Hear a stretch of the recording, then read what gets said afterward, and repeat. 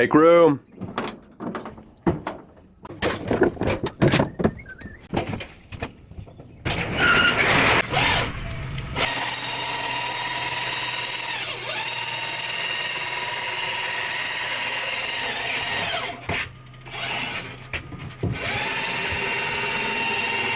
Check it out.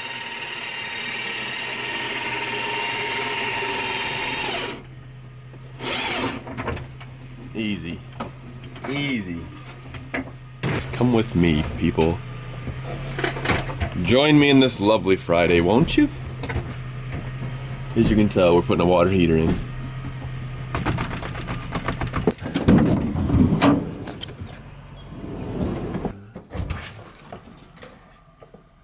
Howdy.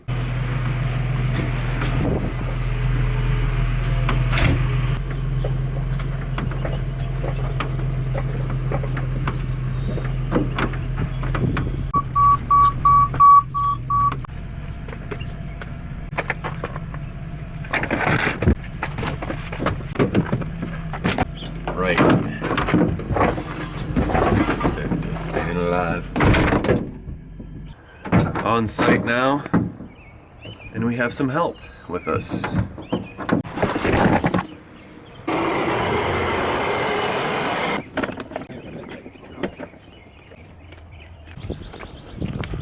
Don't strain yourself.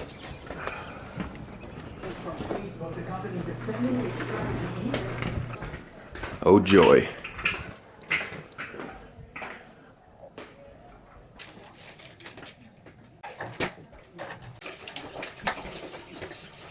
There's one space right there for us.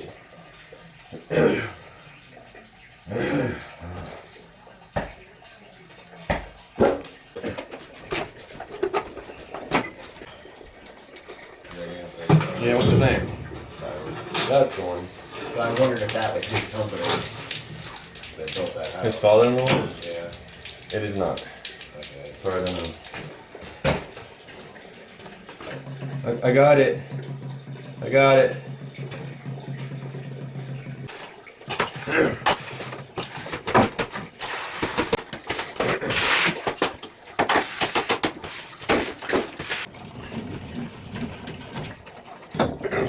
Don't get wet.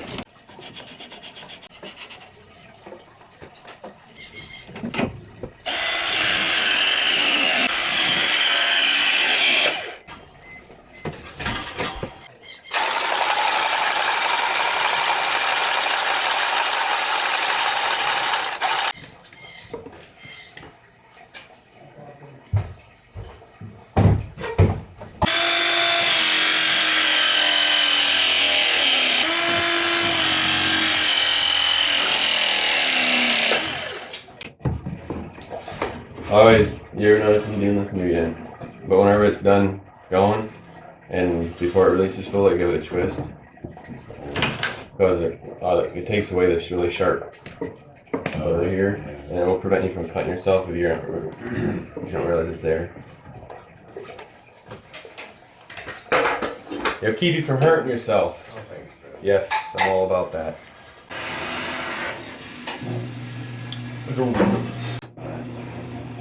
Look at they send like a 20-foot long cord. Yeah, I was 20. Oh yeah? I'd say it's probably 8. Alright, it's 10. Plug it into that outlet right there. You want to plug it into there, we just tack it up to the ceiling and plug it in over there. Not quite long enough. It is. Yeah. All the way up to the joist. Oh yeah, absolutely. Only we'd realized how ridiculously long the cord is. Yeah. It must be for basements just like this. Retro.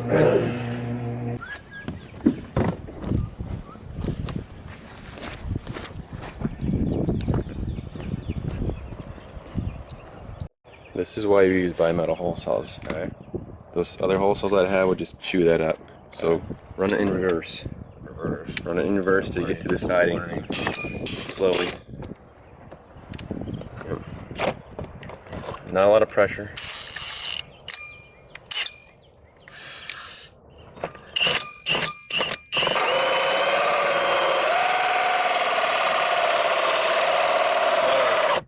slower.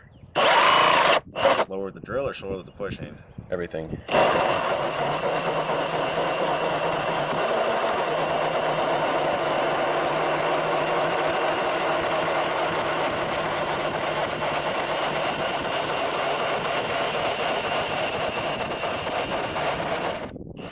Anyways, you get the idea. And that's why we can't use the other hole saws.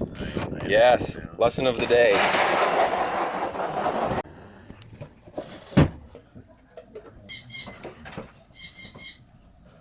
Shove this full stick in, the rest of it, and then when I tell you where we're at, then you can cut off of that. Okay, right there. Okay, bring that in. That works too. So the real question is whether or not it will drain. It's been sitting here since made in Cleveland, Ohio. Yeah, so who knows if it's gonna drain or if it's plugged with junk. You know what? There must be a empty 220 slot in the breaker panel because this is 220 and it's still hooked up and definitely not used by any means. Huh? Huh. Ooh, that's lovely. Those threads are messed up. Okay. Fire in the motor. I just don't need it to break. That would be nice if it didn't. Oh no, don't do this to me. Like the threads are so messed up I can't get my hose on all the way. And as you can see, I have no access to the top, being underneath this stair landing.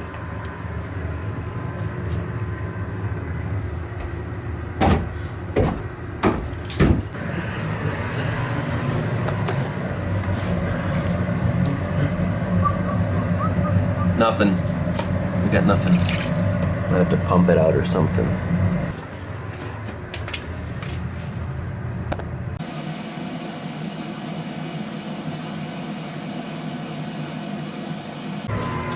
Okay, let's try something.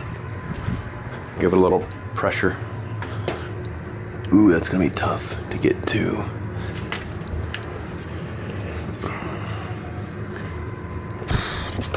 Oh, shit, come on, come on. Well, I turned the whole thing instead.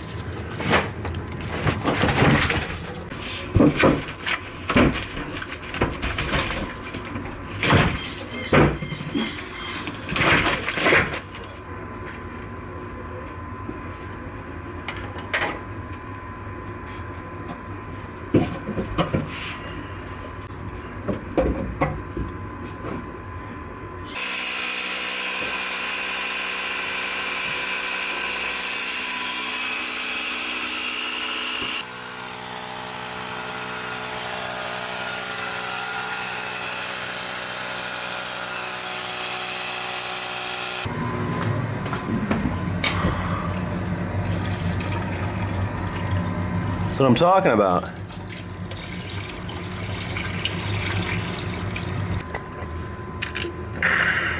Yep. It's going now. It's going now. It's trying to suck in air as the water goes out.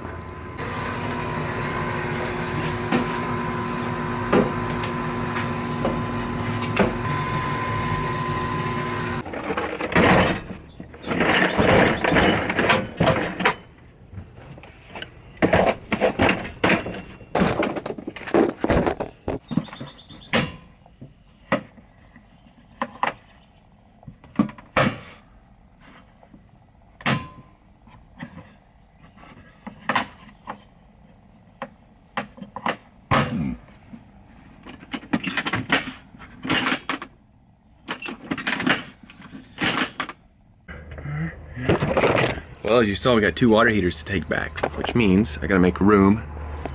Stuff it all to the front.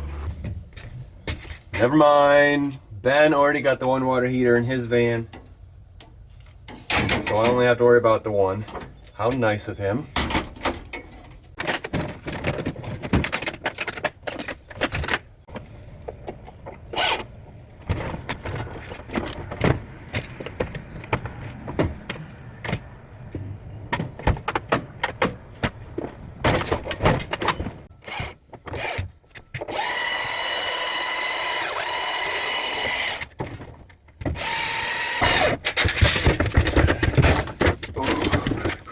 wrap that job up. Got both the water heaters out of there, as you've seen. Well, the ones in his truck and the ones in mine. Head back to, hello? Anyways, 5 after 11, not too bad. Maybe we'll go get some pizza for lunch. We're not billing them for the water heater today, are we? No, I think it's an entire job.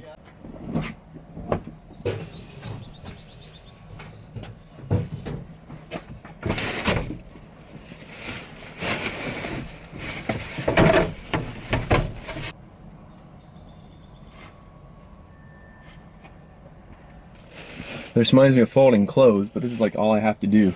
I'm just spoiled by my wife for everything else at home.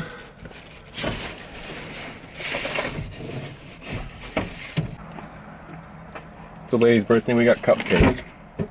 Feel so special.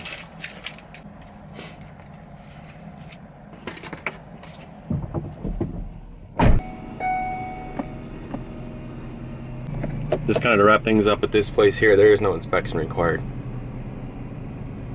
And we're out in the country, so they don't require a separate expansion tank because it's on the well water. Why did he go with a power vent when he already had a gas natural draft water heater? I couldn't answer that one. Either way, it turned out really well. We are getting a little, what do I want to call it, a little training course on this. It's called iWave. Kind of like an HVAC accessory, add on your furnace. Hey, yeah. One thing I forgot to bring with me, I'll have to give you a copy of it. But it's kind of our biggest new thing, a new Calgon. iWave came about as a result of our collaboration with a company in the industry by the name of Global Plasma Solutions. And some know Global Plasma Solutions, probably most don't. GPS is primarily known more so in the bid spec commercial side with large stuff, large air purification. So the iWave products are new Calgon's products, and this is the only way you will find them, through wholesale distribution. Now, I will also mention, you'll see some of this stuff online. We aren't selling it online, but most of the online sales are third party. So a wholesaler or even a contractor can buy and resell this type of stuff on Amazon or Walmart.com and so forth.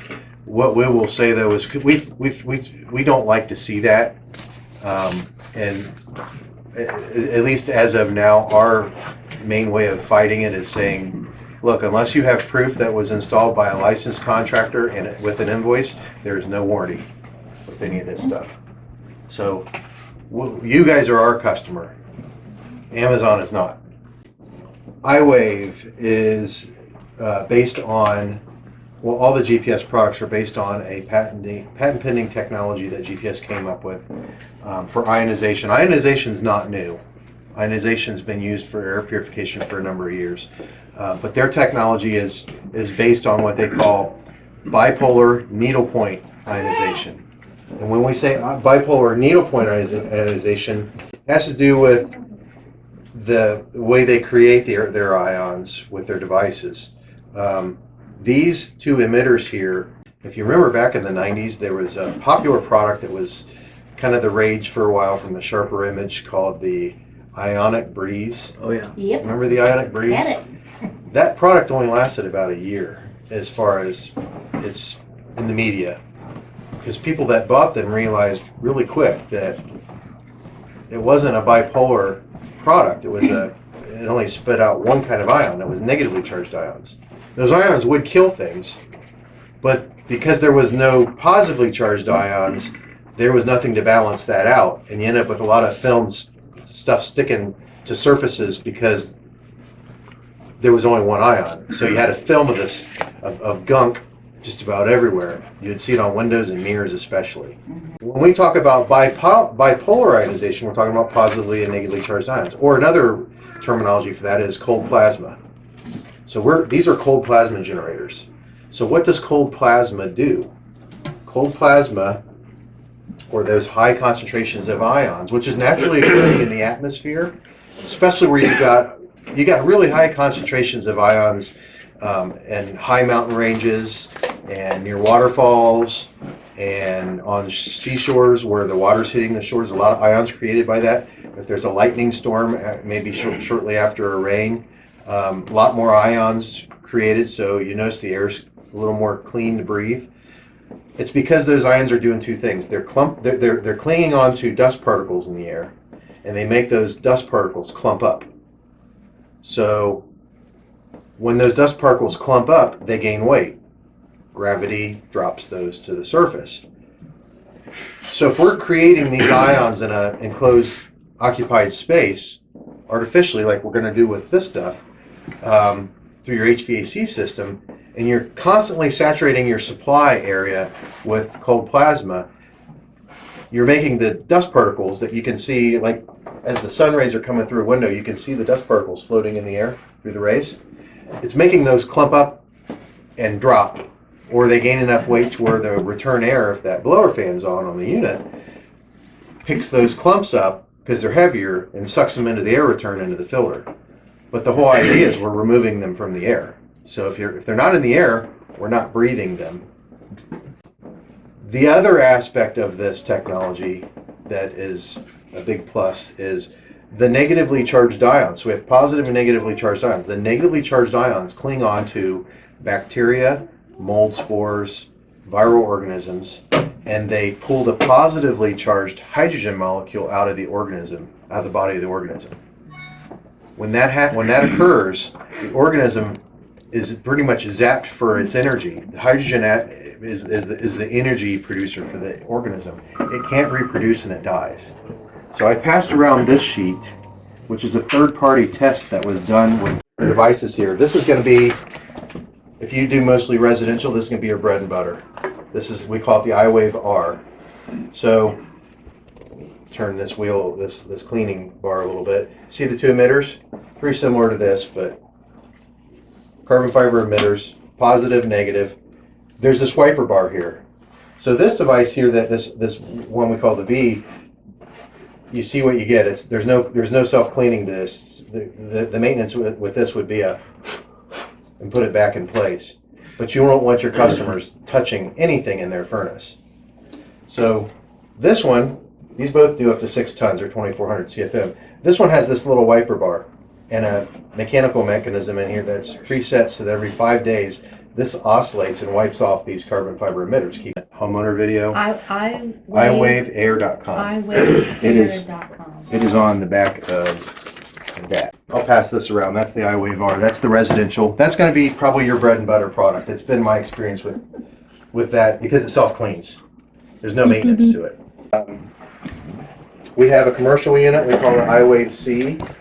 So when the White House was down for some remodeling, and everybody, like Donald Trump was living in his place in New York for like 3 weeks in September, they put new HVAC systems in, and one of these went in on every one of those systems. The R that we're passing around does 6 tons or 2,400 CFM. This does 4,800 CFM, 12 tons. It has a weatherproof housing, so you could actually use it on a rooftop unit. And you can actually mount multiples strategically through supply areas on larger applications than 12 tons. But it's multi-voltage as well. Has an integral alarm circuit.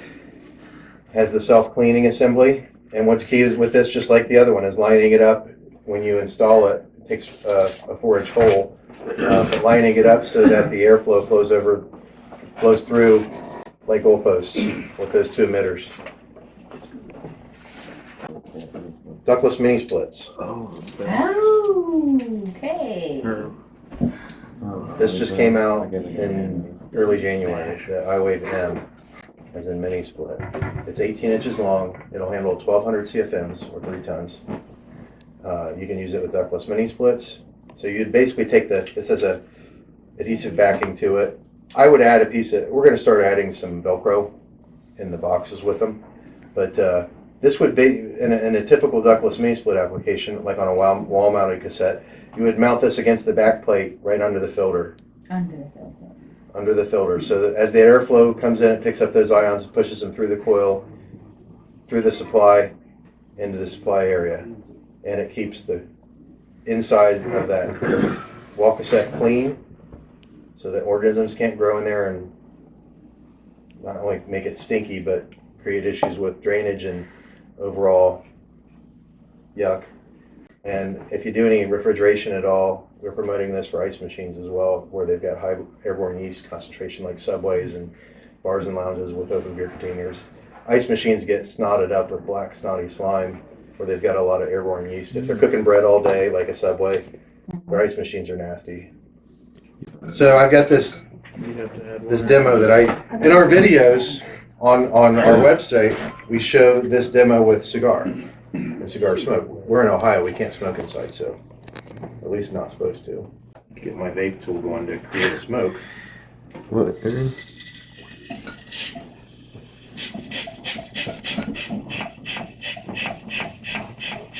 Are carbon fiber based, and these are the needle point emitters. And when we say bipolar, this is just my little test device that I use for demos. We sell them as well, but it's not what I promote as much. I'll get into that a little bit more. These emitters are emitting ions, positively and negatively charged ions, thus bipolar, positive and negative. Period. You'll be able to see right through it. They drop out of suspension. They just drop out of suspension. It breaks them up. And that smoke's a combination propylene glycol and vegetable oil. There's no nicotine in it. Can I have one for my truck? Agents. Can I have one for my van? One. The sewer machine, augers, smelly. We don't have something that I've actually got I got a request into our For automotive GPS use. to create a plug-in unit that's got a blower fan in it that you could. I would take it in hotel rooms. I think we could sell them to hotels. Oh my. Because they use ozonators now, and you got to have everybody out of the room to use an ozonator. Well, if you could take something and plug it into the room, or you guys deal with real estate agents or home builders or any rental property people where they're changing tenants. They clean the carpets, they repaint the walls, and it still smells. You can install one of these in the system and run it for so long, if not permanently. Allergies? Yeah, I have hay fever. I'm allergic to ragweed. Laura's allergic So to mine kicks everything in our August. yard.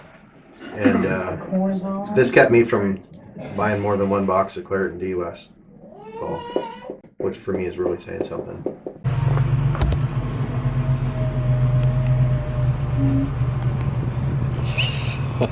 Well, hopefully someone out there learned a little something about these air purification devices for your furnace or your mini split or your ice machine if you got one. I may even put one in my house.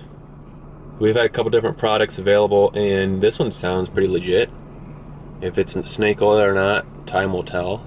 They say it should last 15 years at least, so we're talking, life of the equipment. So let me know, have you ever heard of the Airwave, iWave, whatever, by New Calgon?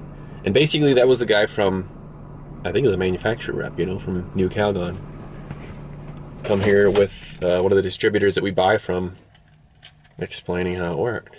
Interested to hear your thoughts on that if you've heard of it before. It's not ozone. It's similar, but it's not. It's really hard to explain it, but he made it sound as though with ozone you only get positively charged ions, where they're doing both. Like they're doing, but it's not ozone. It's cold plasma.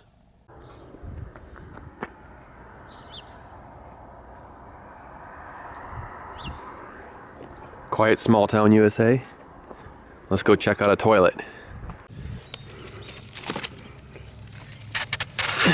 So I'm gonna spare you the gory details. This one's bad. This toilet is plugged. This toilet looks raunchy. Alright, so this clean out here is clear. I can see down in there. It's not plugged up going out to the city. So that's a good thing. It's always a good thing. I guess we'll concentrate our efforts at the toilet. Wow.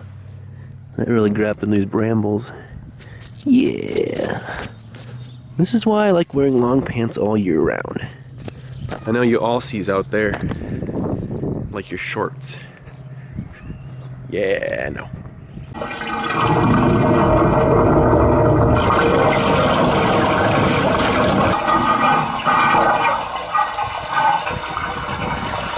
How'd it go?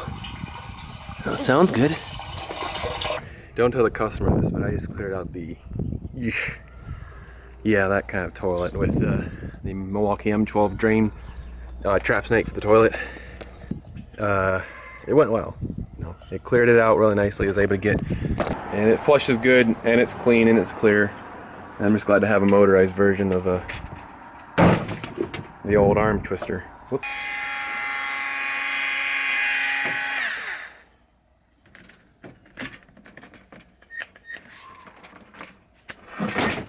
The customer did offer me to use their hand crank drain auger, toilet auger, and I politely declined and said I had something I like using. I was just informed now I have to go and check out a leak. Where? There we go. Okay, it's local. Very nice.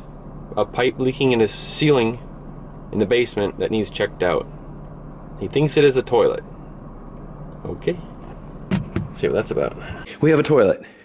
It's supposed to be in the bathroom, but it was leaking underneath, and they pulled it out here until I got around to this place. Let's put it back where it needs to go.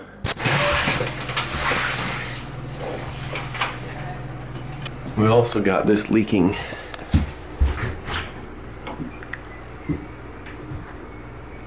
Okay. Huh.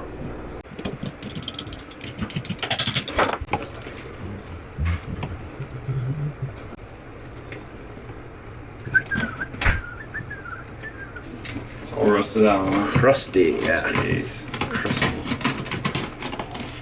Do you have to cut off the floor or anything, or? Hey, no, I shouldn't have to. Nice. Nice. There's still some integrity left.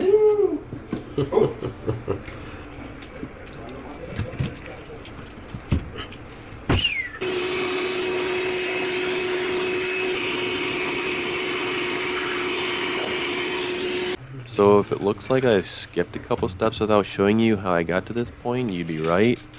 What I did not show you is the underside of this floor, which is a drop ceiling to the basement. I was able to get to the underside of the toilet, fortunately, cut out that piece of pipe, and continue on as you see here. Doing it right. Now I got the flange set to the height of the floor instead of under it. Makes me very happy. We are done correctly now.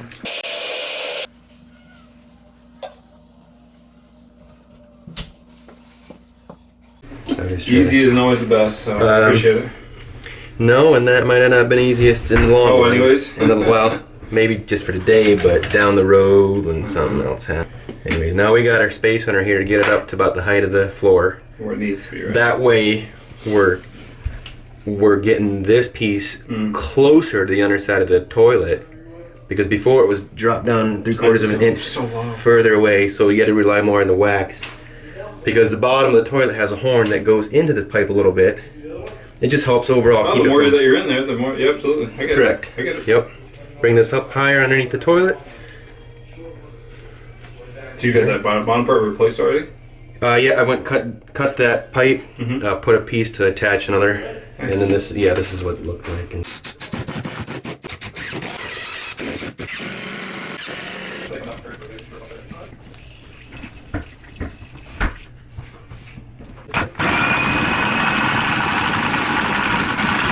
easy.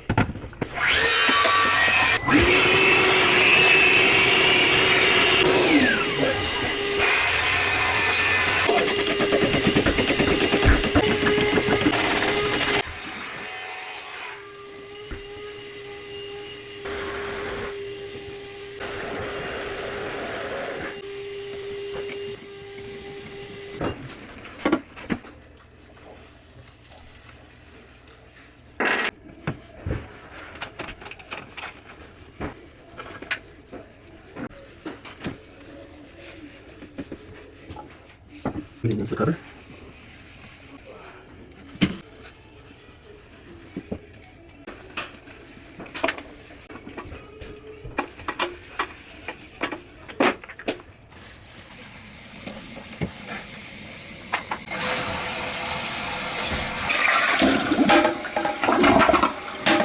Whoops. What was I gonna say? Oh yeah, we're done.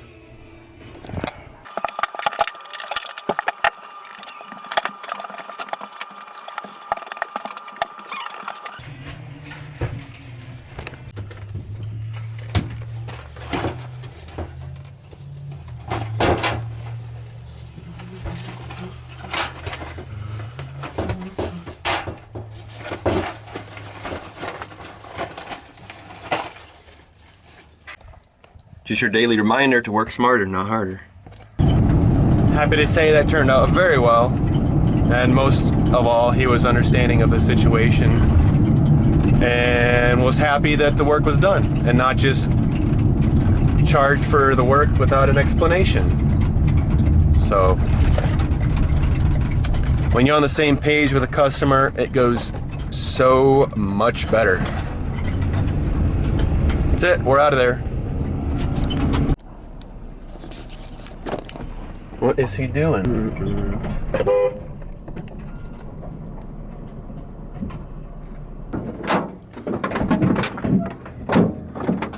So this just came, the high torque fuel impact wrench. 2767 M18, of course. Now this is not the Bluetooth version. I think that's the 2783, I don't know. I could not justify getting the Bluetooth version. That would be very cool, but I decided I don't think I'd be using it enough to have to get, what was it, like a $80 premium over this. It does have 4 modes, different speeds, and then I don't even know if this mode is right here. Check it out. I'll find out, obviously. 1, 2, 3, and A. In the bolt mode, when we want run and reverse, the tool will spin at the above RPM until the nut breaks free. Then it slows to 750 RPM for better control. Hold on, let me put my Sawzall blades away. Nice and organized. Bucket boss. Wow. Whoa, I can't even hold on to it.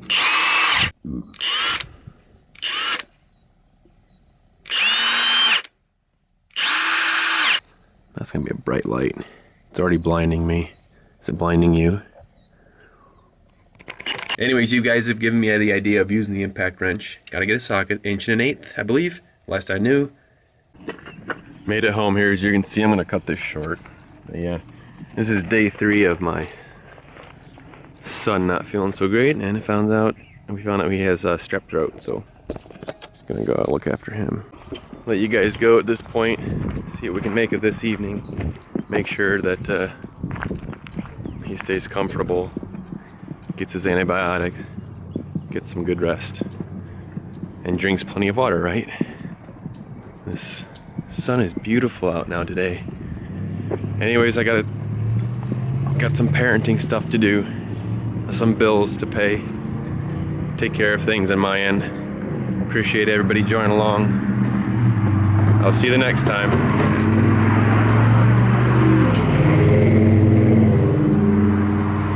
Caught him. Should I get the mail?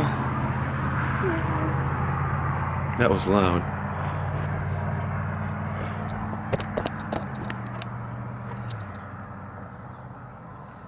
Bye-bye.